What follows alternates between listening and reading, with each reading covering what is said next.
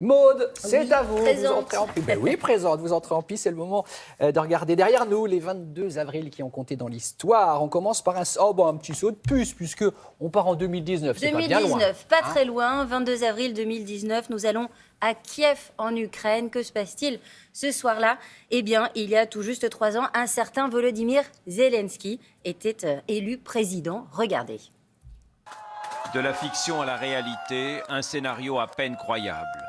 Au soir du second tour, Volodymyr Zelensky et ses proches fêtent sa victoire. À 41 ans, sans la moindre expérience politique, l'acteur comique vient de remporter l'élection présidentielle ukrainienne avec plus de 73% des voix.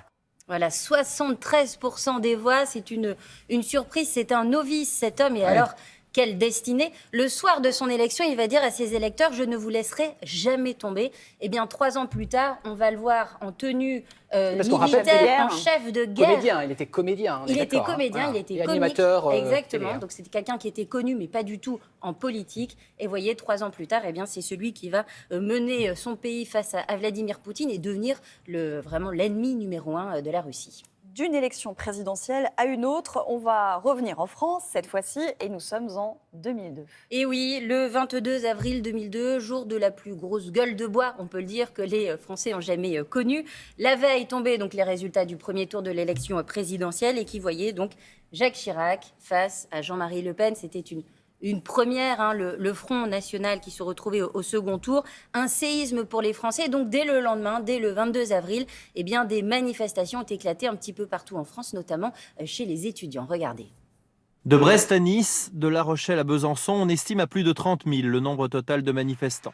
Gros plan sur Caen, avec la rencontre à la faculté d'étudiants et de lycéens pour une séance d'autocritique. 40% des 18-25 ans n'ont pas voté.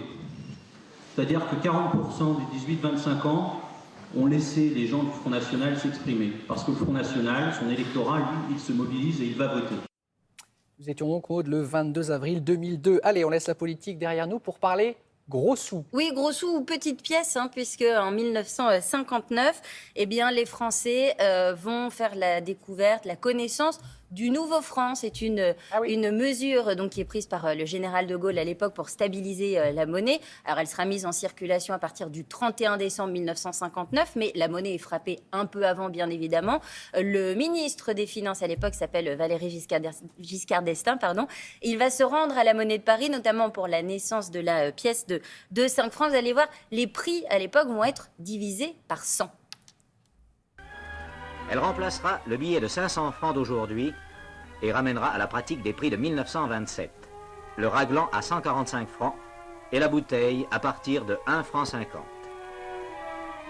Rayon dames, la lingerie, en nylon bien sûr et un peu différente d'inspiration, s'évaluera en dizaines de francs. À une mode près, c'est le retour à 32 ans en arrière. Un rajeunissement. Voilà, la petite voix nasillarde comme vous aimez, Damien. Oui, une petite pointe de nostalgie presque dans le commentaire de moi, Valérie. j'ai des souvenirs d'une grand-mère qui comptait encore en ancien franc des années après. C'était compliqué. On l'entend encore maintenant d'ailleurs. En ancien franc maintenant? Ah oui, oui. Ça arrive. Ah bon? Ah bon, d'accord, bon, ok. Merci beaucoup, Maud.